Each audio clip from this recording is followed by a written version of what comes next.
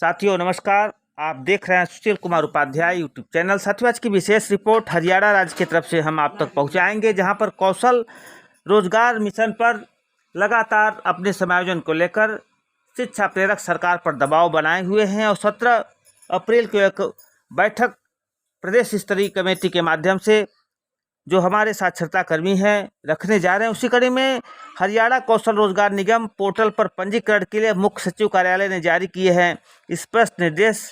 क्या जानकारी आ रही है, कौन कौन लोग इसमें सम्मिलित हो सकते हैं, क्या इसमें साक्षरता कर्मियों को भी रखने का प्रावधान है, उस पर भी हम परिचर्चा करेंगे। अगर पद की शुरुआत का वेतन 30,000 रुपये से कम है, इस समय ज़्यादा वेतन ले रहे हैं तो पंजीकरण जरूरी है। चंडीगढ़ से हरियाणा कौशल रोजगार निगम पोर्टल पर कार्यरत दिन कर्मचारियों का पंजीकरण किया जाना है। इसके लिए मुख्य सचिव संजीव कौशल ने वीरवार को स्पष्ट निर्देश दिए हैं और निर्देश जारी किए हैं कि सभी का पंजीकरण कराना अनिवार्य है। और हरियाणा कौशल रोजगार निगम पोर्टल पर मुख्य सचिव कार्यालय ने जारी किए स्पष्ट निर्देश। अगर पद शुरुआत का वेतन 30,000 रुपये से कम है तो इस समय ज़्यादा वेतन ले रहे हैं तो इनका पंजीकरण कराना निश्चित है। क्या रिटायरमेंट के बाद पुनर्नियुक्त कर्मचारियों का पंजीकरण पोर्टल पर होगा या नहीं? रिटायरमेंट के बाद पुनर्नियुक्त मुख्य सचिव कार्यालय की तरफ से समय समय पर जारी निर्देशों के मुताबिक होगी, इसलिए ऐसे कर्मचारियों को हरियाणा कौशल रोजगार पोर्टल पर नहीं लाया जाएगा।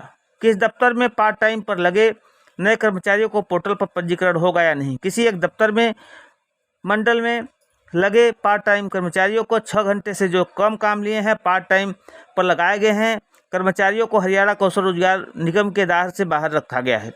कुछ समय मसलन फसल सीजन के दौरान रखे जाने वाले कर्मचारियों को निगम के माध्यम से रखा जाएगा या नहीं? हाँ, जहाँ एक सीमित अवधि के लिए मगर पूरे दिन के लिए सेवा चाहिए तो मैन पावर हरियाणा कौशल रोजगार निगम के माध्यम से रखी जाएगी। प्रश्न, क्या हर ट्रेन के नियुक्त ITI लोगों को पोर्टल पर पंजीकृत करना है या नहीं? ITI व्यक्ति जिनका जॉब रोल हरियाणा कौशल रोजगार निगम के दायरे में आता है उन्हें हड़ताल के जरिए लगे IT के व्यक्तियों को हरियाणा कौशल रोजगार निगम के पोर्टल पर पंजीकरण कराना होगा। अगर किसी व्यक्ति को कॉन्ट्रैक्ट पर रखा गया है मगर उनकी सेवाएं प्रदेश सरकार की तरफ से किसी अनुसूचित रूल्स रेगुलेशन के एक्ट के तहत पोर्टल पर पंजीकरण उनको कराना हो गया नहीं। कॉन्ट्रेक्चुअल व्यक्ति जिनकी सेवाएं हरियाणा सरकार की तरफ से किसी रूल रेगुलेशन बाईलाज से संचालित है रेगुलेट होती है तो उनकी सेवाएं लागू रूल्स रेगुलेशन और बाईलाज के मुताबिक जारी रहेगी। 30,000 रुपये से ज़्यादा वेतन का पंजीकरण होगा या नहीं? जी हाँ, एक जॉब रोल का पहली पेटी पर न्यूनतम वेतन 30,000 रुपये भत्ता शासन बढ़ोतरी को छोड़कर बराबर उससे कम है तो उनका पोर्टल अर्थात 30,000 रुपये से कम वेतन पाने वाले लोगों का पोर्टल पर रजिस्ट्रेशन कराया जाएगा। पोर्टल पे रजिस्ट्रेशन को लेकर लगातार साक्षरता कर्मी भी अपनी आवाज़ को बुलंद कर रहे हैं।